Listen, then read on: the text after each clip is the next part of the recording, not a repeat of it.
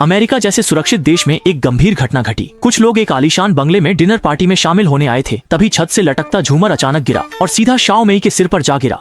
जब तक हत्यारे का पता नहीं चलता, सभी लोग उस आलीशान बंगले में सुराग ढूंढते रहे। जल्दी ही उन्होंने देखा कि मालिक ने उनके लिए एक शानदार डिनर पार्टी तैयार की थी। असल में यह सब ओल्ड ब्लैक की सावधानी पूर्वक योजना थी। जब कुछ लोग ओल्ड ब्लैक को लेकर घटनास्थल पर पहचान के लिए लौटे तो हैरानी की बात थी कि लाश अचानक गायब हो गई थी। आखिरकार सभी ने मिलकर ओल्ड ब्लैक को जमीन पर गिरा दिया। जब कुछ लोग उसे बांधकर पूछताछ करने लगे तो किसी ने सोचा भी नहीं था कि हत्यारा एक बार फिर ओल्ड ब्लैक पर हमला कर देगा और उसे मार डालेगा। इसलिए बड़े भाई ने भी यह निष्कर्ष निकाला कि इस घर में शायद तरह तरह के जाल बिछे हुए हैं। यह सुनिश्चित करने के लिए कि अब और कोई अपनी जान न गंवाए, सभी ने अलग अलग होकर काम करने का फैसला किया और अगले 1 घंटे में महल में बचे हुए जालों को ढूंढने का निश्चय किया। इसके बाद दूसरे भाई ने अध्ययन कक्ष में जाकर वहाँ लगातार छुपे हुए यंत्रों को ढूंढना शुरू किया। सचमुच जब उसने वह किताब हटाई तो एक छुपा हुआ प्रवेश द्वार सामने आ गया, जिसके अंदर एक गुप्त सुरंग थी। जल्द ही बड़े भाई ने पास ही एक घर खोज लिया जिसमें अक्सर अपराध के उपकरण पाए जाते थे। लेकिन हैरानी की बात यह थी कि यहाँ अचानक एक बड़ा धमाका हो गया।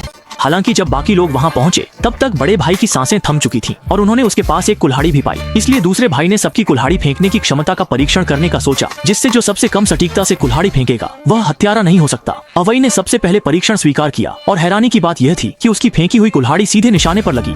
शॉन को तो यह भी नहीं पता था कि कुल्हाड़ी को कैसे पकड़ना है, लेकिन देखने में तो ऐसा लग रहा था जैसे वह जानबूझकर उसे फेंक रहा हो। जिस बात की किसी ने कल्पना भी नहीं की थी वह यह थी कि डेविड द्वारा फेंकी गई कुल्हाड़ी सीधा पास में खड़े जैक पर जा गिरी। जब सबका शक डेविड पर गया तभी अचानक एक कार आई और डेविड को टक्कर मारकर दूर फेंक दिया, जिससे उसकी मौके पर ही मौत हो गई।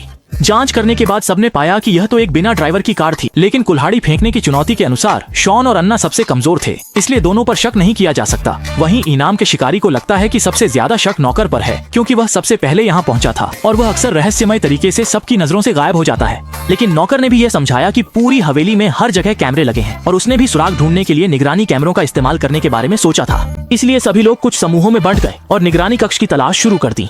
इसी दौरान जैक ने सफलतापूर्वक निगरानी कक्ष का स्थान ढूंढ लिया। जब वह एक एक करके रिकॉर्डिंग देख रहा था तभी पूरी हवेली की सारी लाइटें अचानक बुझ गईं। एक दर्दनाक चीख के बाद घर के अंदर की लाइटें फिर से जल उठीं और उसी समय नौकर खून के तालाब में गिरा पड़ा था। सबसे चौंकाने वाली बात यह थी कि अवई ने हत्यारे को ढूंढ निकाला, लेकिन भागने के दौरान वह गलती से बालकनी से गिर गया। जब वे लोग अन्ना के कमरे में पहुंचे तो वहां उन्हें अचानक जैक की लाश मिल गई और उसी समय दूसरे नंबर वाले ने भी कुछ सुराग ढूंढ लिए। पहले की तमाम गतिविधियों के आधार पर इनामी शिकारी ने पक्का मान लिया कि हत्यारा जरूर अन्ना ही है और तुरंत उसे गिरफ्तार कर लिया। लेकिन उसी समय अन्ना की एक खोज ने इनामी शिकारी को सब कुछ समझा दिया और वह तुरंत गाड़ी लेकर वारदात की जगह लौट गया। मरने से पहले शॉन को बहुत जिज्ञासा थी कि दूसरे नंबर वाले ने ऐसा क्यों किया, सिर्फ इसलिए कि बड़े भाई ने बहुत सी ऐसी बातें की थी जो उसे पसंद नहीं थी। इसके बाद उसने अपने पूरे अपराध की कहानी सुना दी।